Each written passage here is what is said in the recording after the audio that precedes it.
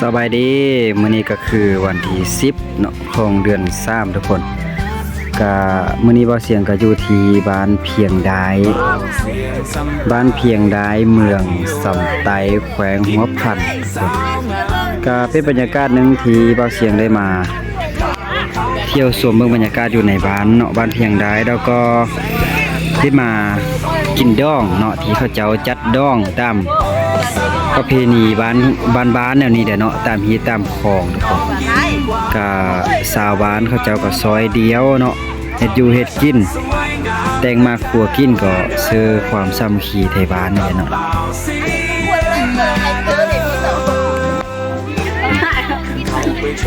หน่อคมบ่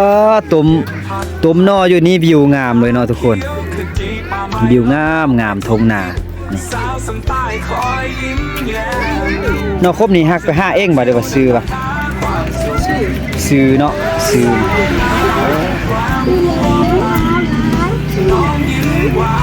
บ้านเก่าแก่มันทางเนินแบบบ้านเก่าตะกี้เจ้าอยู่ทางเนินนะ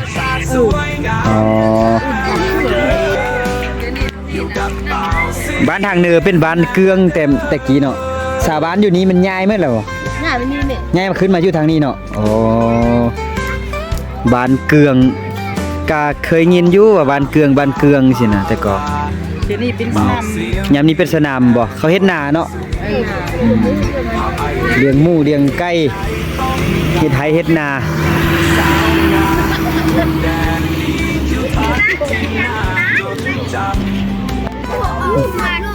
นี่เขามีงานด้องอยู่ที่นี้เนาะทุกคนบ้านนี่แหละบ้านหลาย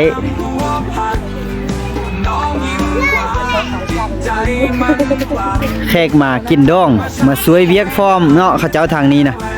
เขาจะเฮ็ดแบบครอบครัวเนาะเพราะว่าน้องสายสมแก้วได้อยู่ทางนั้นบ้านพัดเตอเนาะมาเอาหนะมาเอาสาวอยู่บ้านนี้สิก็เป็นมืออื่นเนี่ยจังไปหาเขาหาน้ำกินอยู่ทางนั้นมื้อนี้นี่จะเป็นพิธีแบบว่าสู่ข้อเฮ็ดควันธรรมดาสินะเนาะมาข้อเฮ็ดควันแล้วก็เอาเปอไปเฮือนเนาะมื้ออื่นเนี่ยก็มื้ออื่นจึงจะจัดงานที่เขาเจ้ารับบัดเชิญเพราะว่าบ่มีเต็นท์เนาะก็เลยว่าเอาเป็นมื้ออื่นซะสินะเนี่ยชาวบ้านเพียงดายนี่เนาะนึ่งข้าวนึ่งน้ำแขกบ้านนี่แหละเนาะให้เขาอยู่ทางนั้นให้เขาก็ทีมงานไอเลี้ยงเขาเจ้าก็จัดแจงอาหารกันกินทุกคนแบบบ้านๆอันนี้แหละ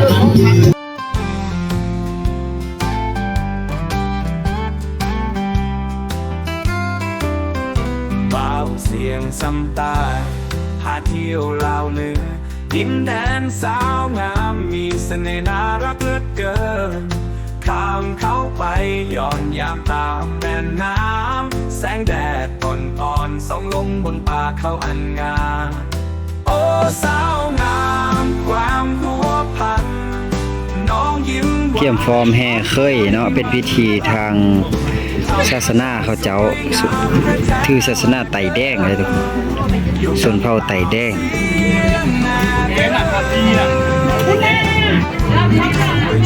แขกเกี่ยมมากินด้องเนาะผู้เดือก็น่าฮักตาแพงทุกคน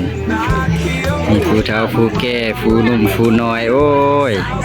เป็นบรรยากาศแบบบ้านๆที่เฮานี่เนาะนี่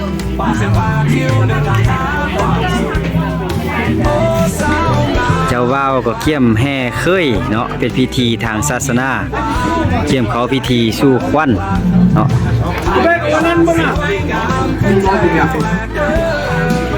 ผู้สาวต่างด้องว่าบุมีตู้น้อยเขาอ่ะถ้ามีตู้น้อยสิโกหิวไปเนาะตู้เนี้ยมันมีไฟเลยแม่มันมีไฟเด้อตู้นี่นะเอาตอนนี้ก็เจ้าบ่าวก็เกี่ยมจะแห่เคยเด้อทุกคนไปแบบบ้านๆได้เฮานี่แหละเคยมาแล้วมวนช่วยเปิดประตูให้ก็เป็นแบบบ้านๆเนาะพิธีแบบบ้านๆให้เฮาทุกคนแม่เท่าเอ้ยมาแล้วให้เฮามา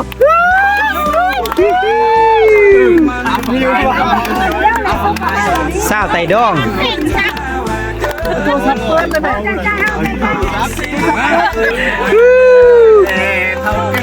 มวน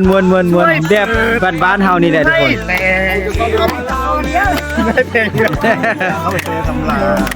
เฮือนเจ้าเศร้าทางนี้เฮือนเจ้าเศร้าทุกคนนี่ก็คือไทยบ้านเขาเจ้าเด้อไทยบ้านนี่โอ้ยเขาทาเบิ่งเคย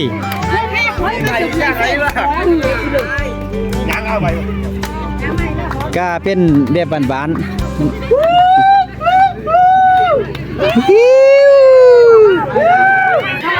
ทางนี้ก็มีพิธีของเขาเจ้าเนาะนี่ งานน้อยแต่ก็มีความสุขเนาะมีความอบอุ่น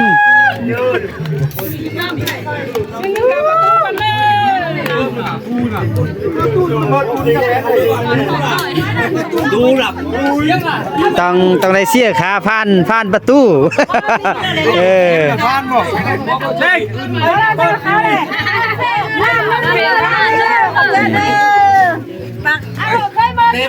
เอ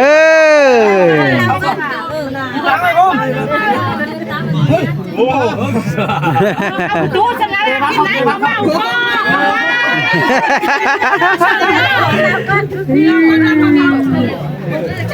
เดี๋ยวเขาสู้ประตูวิวา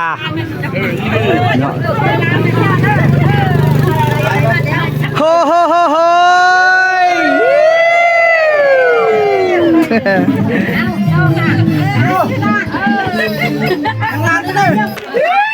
ฮิ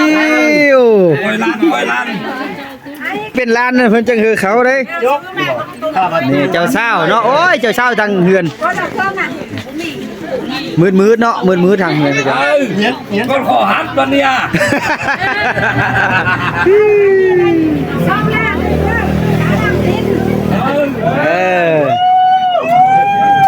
อยู่ประตูวิวาสละโสดเนาะสละโสดนัวเนาะ ไปแล้วไปนะแม่ แป้เฮือนโต๊ะเฮือนเนี่ยมาค้ำกับโต๊ะอยู่ละ งานน้อยๆแต่ก็อบอุ่นทุกคนเนาะ วันยิงหรือมาพี่ทางชายเลยไปพุ่นขอพี่ของแน่ เพื่อเข้าสู่ อัพผักโป้งนั่นแหละ งานสู่ควันเนาะของเจ้าเว้าเจ้าสาวสู่ประตูวิวาทุกคน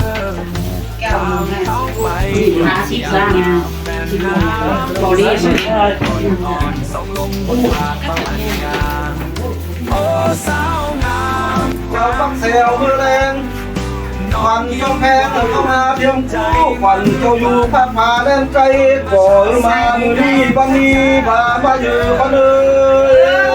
ยเธอจะมาสักเก็บเจ้าทับดอกบัวละพันเธอเจ้ามาทานำมันจันแม่เจ้าแต่งใบ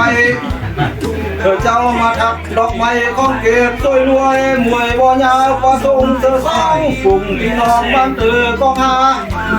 นางนิลาบ้านเนื้อยังคองเบิ่งหน้าเพื่อนถ้าเจ้าคุ้มควางสู้พายพรสองเสือเหือเจ้าไรซื้อเสือพ่อแม่แค่เนือนถึงเลือดปีคนน้อยเอาห้ำถึงบัดเจ็บแก้มเลยปันกลางขวัญแอวบางขวัญลมคำพองเจ้ามานั่งรอเขาอยู่ภาควันมาอยู่คนเอ้ยมือนี้งานมือดีปีนี้งานปีเฮาผู้เฒ่าเกิดเป็นสาวก็แม่นมือนี้วันนี้คอยทำได้แทนเฮือนใจต้องการมาเล็กแก่สูงได้ แดนนี้ทิวทัศน์ที่น่าจด นี้ก็จานดาวเชียร์จืด เพื่อโหตับลง ดูเลข ก็แล้วลงเสียงแรงใช่ป่ะนวดเฮามาดีกว่าคอยสุภาคอยบอกไปกินแรง จืดปาจูมาอีกแล้วเป็นกี้นี่ นอคมเนาะนอคมต้มแล้วเกี่ยมใจย่ายเสื้อผ้าเขาทุกคนกินเขามื้อนี้คือจะแซ่บทุกคนเอ้ยเนาะชมวิวบรรยากาศเนี่ยจะเรียนเป็นอันนี้แหละก็เป็นงานดองน้อยๆนี่เนาะแต่ก็เห็นว่ามีความอบอุ่นที่สุดเลยเนาะทุกคน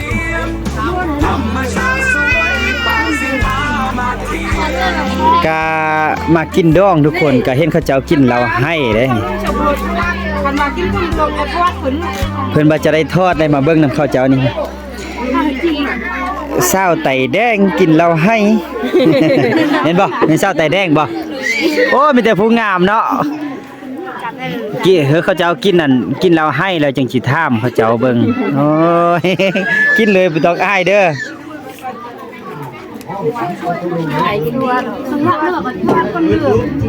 เจ็บบ่เจ็บบ่เจ็บแหงบ้านโอ้ยบ่แม่นจูน้องนึงเองบ่นี่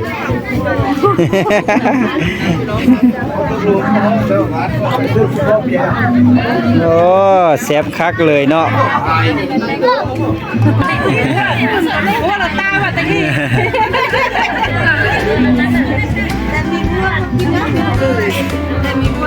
โอ้ยซาบานเพียงใด ไม่ใช่ที่ตื้มบ่พอ ให้เยอะเลยเนาะเรานี่ให้เยอะเลย จะเลี้ยงหรอยัง ผู้สิได้จัด กินซ่องคนเรืองนึงนี่ป่ะเต็มเรืองนึงนี่เลยโอ้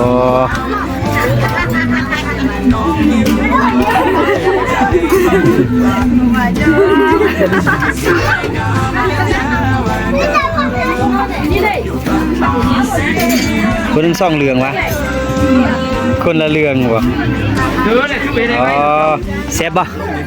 น้องเอิ้นซื้อหน่อยเด้อน้องอ่ะซื้อหน่อยเลยซื้อนอนน็อตโอ้ซื้อน็อตวิทยุนี่ปะ น้องน็อตนี่ยังเฮียนบ่เนี่ยมาอายถามเลยดูน้องน็อตยังเฮียนปะเฮียนมอเลยมอ7เอาเกี่ยมจบเลยนี่เฮียนอยู่กันเลยมอ2,300โอ้จบแล้วสิไปเฮียนอยู่ทางอื่นต่อยังพูดโมเมนต์สิสร้างอยากสร้างครอบครัวเด้อบ่บ่อีก มีผู้จ้องเด้อบ่โอ้บ่มีเปิดน้องเปิดใจให้ผู้บ่าวต่างประเทศจีบบ่ เป่าเสียงมีแต่ความสุขพาไปทุกที่ที่ใจต้องการสาวงามดินแดนนี้ทิวทัศน์ที่น่าจดจำเป่าเสียงพาเที่ยวเราเนื้อสุดสวยโอ้สาวงามความพัวพันน้องยิ้มหวานจิตใจมันพลันธรรมชาติสวยงามแท้ๆแหวกเด้ออยู่กับเป่าเสียงนาเด้อแค่กดติดตามเป่าเสียงไปกันเด้อเที่ยวว่าเราเหนือความพัวพันขอบคุณที่ไปเที่ยวเราเหนือกับเป่าเสียงธรรมชาติสวยเป่าเสียงพามาเที่ยว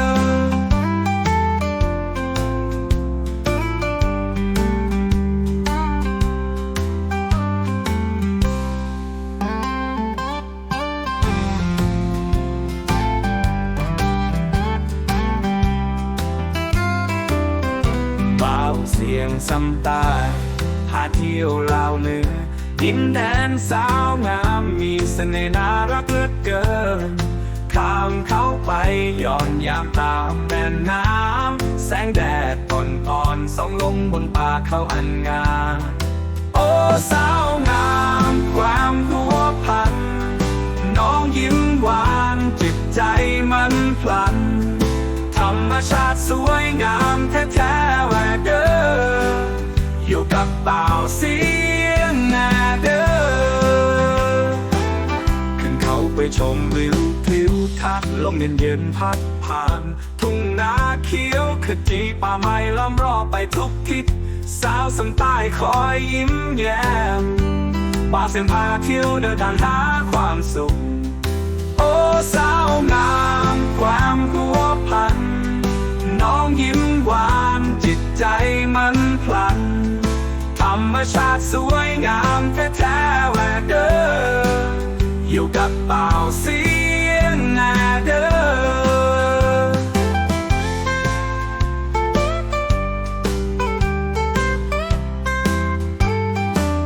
ท่ามกลางเป่าพาลาย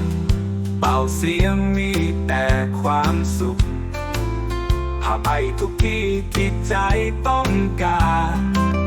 สาวงามดินแดนนี้ทิวทัศน์ที่น่าจดจำ บ่าวเสียงพาเที่ยวเราเนื้อสุดสวย โอ้สาวงามกวางหัวพันน้องยิ้มหวานจิตใจมันพลันธรรมชาติสวยงามแท้ๆแหวกเด้ออยู่กับบ่าวเสียงนาเด้อแค่กดติดตามบ่าวเสียงไปกันเด้อเที่ยวว่าเราเหนือควางหัวพันขอบคุณที่ไปเที่ยวเราเหนือกับบ่าวเสียงธรรมชาติสวยบ่าวเสียงพามาเที่ยว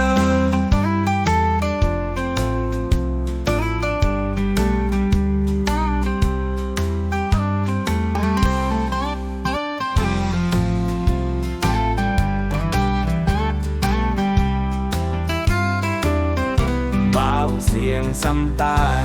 พาเที่ยวลาวเหนือดินแดนสาวงามมีเสน่ห์น่ารักเหลือเกินข้ามเขาไปย้อนยามตามแม่น้ำแสงแดดอ่อนๆส่องลงบนป่าเขาอันงามโอ้สาวงามความหัวพันน้องยิ้มหวานจิตใจมันพลันธรรมชาติสวยงามแท้ๆแหวกเด้ออยู่กับบ่าวเสียงนาเด้อขึ้นเขาไปชมวิวทิวทัศน์ลมเย็นๆพัดผ่านทุ่งนาเขียวขจีป่าไม้ล้อมรอบไปทุกทิศสาวสังใต้คอยยิ้มแย้มบ่าวเสียงพาเที่ยวเดินทางหาความสุขโอ้สาวงามความหัวพันมาในทายหูกเนี่ยหอมพึ่งหน่อยหนึงพร้อมเลยไอ้ตาเขาสกสินับ3 3 2 1โอ้ย